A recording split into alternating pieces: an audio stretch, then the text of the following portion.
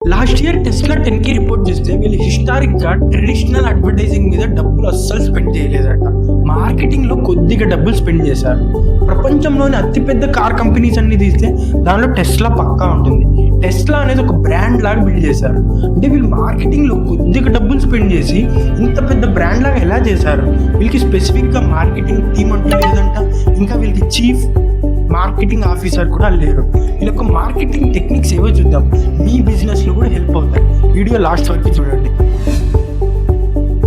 SpaceX రాకెట్లో Tesla రోడ్స్టర్ని పెట్టి స్పేస్లోకి 2008లో పంపించారు. ఇలా ఆటోమేటిక్గా మార్కెటింగ్ జరుగుతుంది.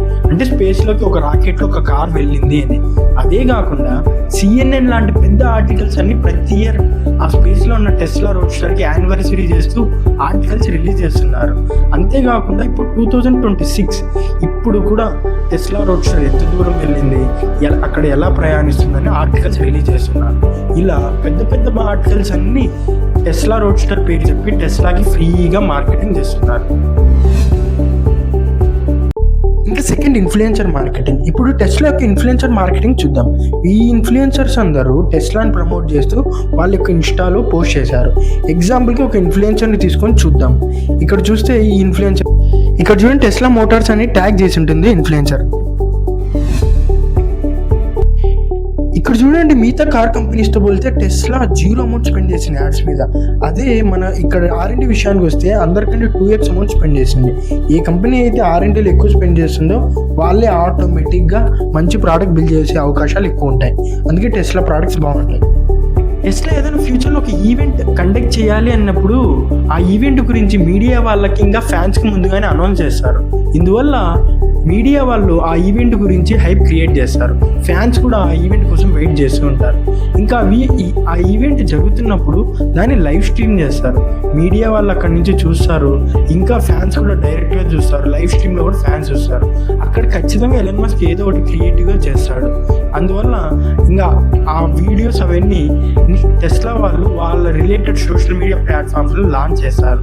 దాని తర్వాత ఇంకా అక్కడి నుంచి వెళ్ళిన ఫ్యాన్స్ ఇంకా మీడియా వాళ్ళైతే దాని మీద ప్రెస్ నోట్స్ చదువుతారు. ఇంకా ఫ్యాన్స్ అయితే దాని గురించి వాళ్ళ ఫ్రెండ్స్కి వాళ్ళ పేరెంట్స్కి వర్డ్ ఆఫ్ మౌత్ చెప్తారు. ఇక్కడ దీనివల్ల ఏం జరుగుతుందంటే వీళ్ళకి వర్డ్ ఆఫ్ మౌత్ మార్కెటింగ్ అనేది జరుగుతుంది. ఇంకా అన్ని మార్కెటింగ్ టెక్నిక్స్ కంటే తోపైన మార్కెటింగ్ టెక్నిక్ ఇప్పుడు వస్తుంది. ఇప్పుడు చూడండి, మనకి బిల్ గేట్స్ని చూస్తే మైక్రోసాఫ్ట్ గుర్తొస్తుంది, స్టీవ్ జాబ్స్ని చూస్తే యాపిల్ గుర్తొస్తుంది, అలానే ఎలన్ మస్క్ని చూస్తే టెస్లా గుర్తొస్తుంది. ట్విట్టర్లో ది మోస్ట్ ఫాలోవర్డ్ పర్సన్ వచ్చి ఎలన్ మస్క్.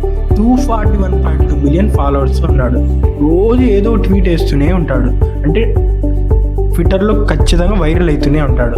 ఇలా ట్విట్టర్లో వైరల్ అయిన మేజర్ న్యూస్ని పెద్ద పెద్ద న్యూస్ ఛానల్స్ అన్ని న్యూస్లా ప్రొడ్యూస్ చేస్తాయి.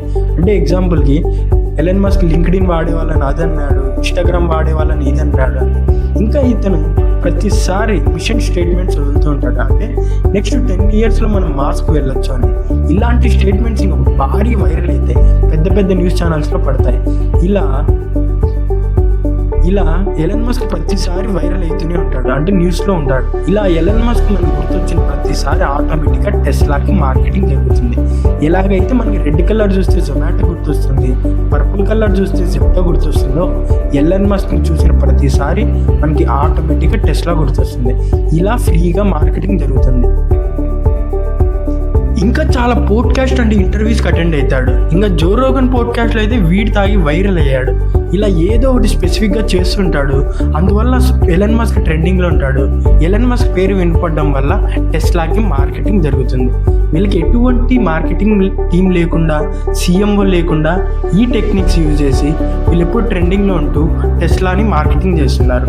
ఇలాంటి టెక్నిక్స్ మీ బిజినెస్లో కూడా యూజ్ చేయండి.